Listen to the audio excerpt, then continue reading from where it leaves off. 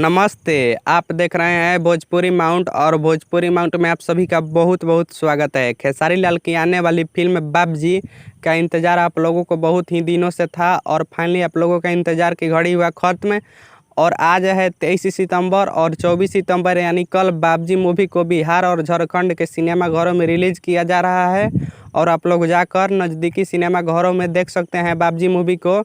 और बाबूजी मूवी का लगभग सभी गाने वर्ल्ड वाइड रिकॉर्ड भोजपुरी पर रिलीज हो रहे हैं और काफ़ी सारा गाना रिलीज भी हो चुका है, जो कि बहुत ही एक खूबसूरत फिल्म होने वाली है। और आप लोगों ने इसका ट्रेलर देखा ही होगा बाबूजी मूवी का, जो कि बहुत ही फनी टाइप का ट्रेलर था। और आप लोगों के बीच फाइनली 24 सितंबर को यानी कल बिहार और झारखंड के सिनेमा घरों में रिलीज़ किया जा रहा है। आप लोग जाकर अपने नज़दीकी सिनेमा घरों में देख सकते हैं।